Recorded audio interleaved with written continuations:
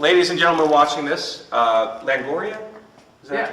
Yeah, Longoria. Longoria. Peter Longoria from the front lines of Murray State, Focus Minister, first year. And Peter's came to our Fishers of Men group here on Friday. We're here every Friday. This is my club. We're here every Friday. We do 6:15 Mass, go downstairs at St. Anne Bartlett. You're welcome to join us any Friday. But Peter's just back fresh from Murray State, full year. And we're going to hear some stories from the front lines. And if you'd like to take my seat and have a record of Peter, please share. All right, so from the front lines, some of the things that have really stood out throughout this year all have to do with the sacraments. And so when we first started the school year, there were maybe 2 other students other than the 5 Focus missionaries going to daily Mass. And now that we're at the end of the year and we've had so many students enter into Bible studies and into discipleship, we now have like 25 to 30 students fitting in our chapel. So we have students sitting on the ground just to sit in for Mass. And then 2 other stories that just really struck me. I took some students on a mission trip to Peru, and 2 of them, 2 of the guys I brought with me, they went to confession while they were there for the first time in like 5 or 6 years. And when I asked them, what was the most impactful moment on your trip? And they said it was during the Sacrament of Reconciliation where they encountered Christ. And I just found that to be so beautiful that it wasn't like the amazing sights that we saw. It wasn't, encountering the children and teaching them catechesis. It was encountering Christ in the Sacrament of Reconciliation. And it just goes to show that all God wants you to do, all Christ wants, is for you to open your heart just a little bit so He can flood in mercy and help you encounter Him. And so I thought that was one of the coolest things throughout this year. And even more so, whenever we have our adoration nights, there's just a line out to the confessional. And so it's so cool just seeing so many students coming back to the Sacrament of Reconciliation. So I'd say that's been the most impactful thing that I've seen happen in my students' lives throughout this year. Is there any individual student, without giving us any identifiers to protect whoever, is there anyone in particular that you thought was really out there, and somehow was there any Yeah. let's give us maybe at least one encounter, one student that really sticks out to you more than others? Yeah, there was one of my students, Aaron, who went on the mission trip to Peru with me. He was very flaky in coming to Bible study during the fall semester. He was usually out at parties and having a good time, enjoying his college experience. And coming into this next semester, I invited him to go to Peru with me. And he said yes because he just wanted the travel experience really and to see a new place. And so he started coming more frequently to my Bible study, the Salvation History one, where we went through all the different covenants and how Christ fulfills them in the Eucharist. And so he started to encounter Christ slowly through that Bible study, and he didn't miss a single one this past semester. And while he was in Peru, he encountered Christ in a really radical way, one in fundraising, because he never thought that he'd be able to fundraise his entire trip to get there. And so many people in his life just poured out money to help him get there, which just blew his mind. And so he encountered Christ in that, and then in his own words, he encountered Christ in the Sacrament of Reconciliation. And he hadn't been in 5 or 6 years. And being there at the Sacrament of Reconciliation, he just came back afterwards, and I saw him, and he was just crying, and it was a really beautiful sight. And I never thought I'd see this student crying, in the chapel during Eucharistic adoration. And now he's been coming to Sunday Mass without fail, coming to daily Masses, and I've been seeing him in the chapel on a regular basis praying as well, which just blows my mind. Last semester I wouldn't have thought I would have seen this student doing this. So, yeah. So what is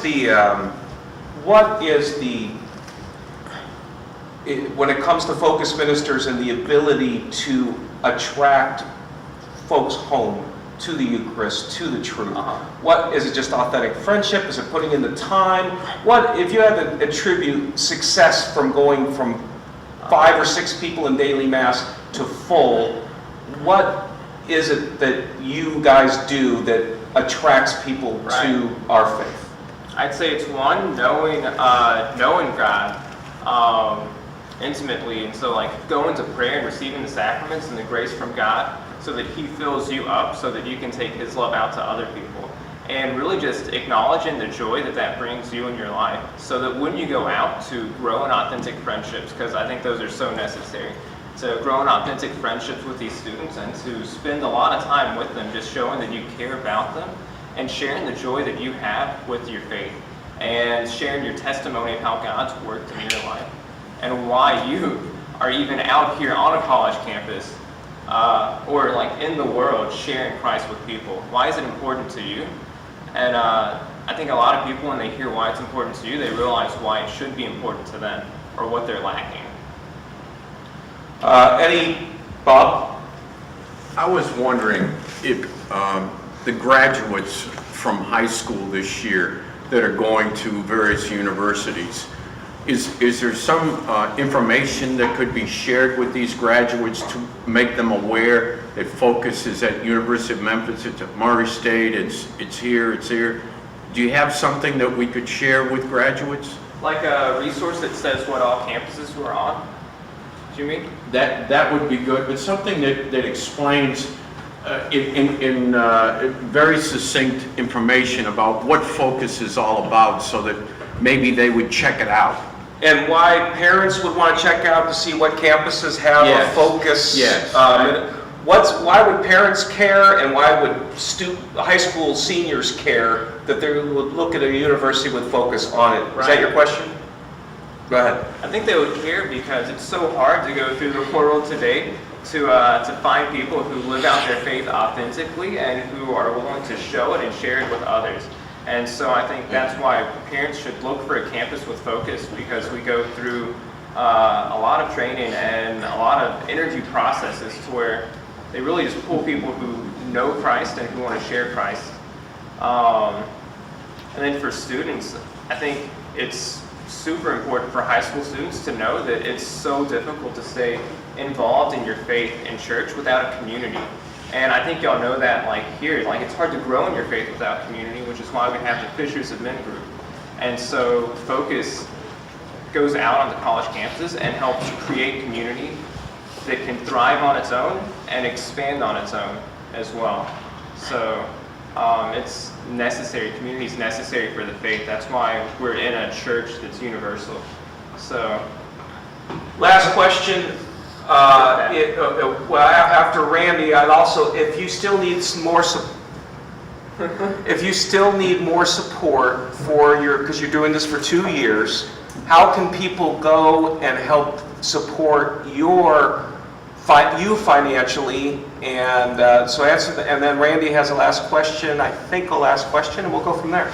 all right. How many campuses is Focus on? Okay, so we're on 125 campuses in the U.S. right now, and we're expanding to 10 more or so this year. And we have 2 campuses in Austria, and I don't know if I'm supposed to say this or not, but we're also expanding into Northern Ireland to 2 campuses. That's your... All right, and last, how can people learn about, are you blogging anywhere, or where can we read about your adventures, or at least how to support? Tell us about you specifically, if you will, for the end. Okay, well I need to start a blog, but I don't have one just yet. But how to get to my support page is you go to www.focus.org/Peter-Longoria. I think that's it. And I'll supply that link with this video. Right. All right. Thank you so much. Thank you. We appreciate everything you do for us. Thanks, guys.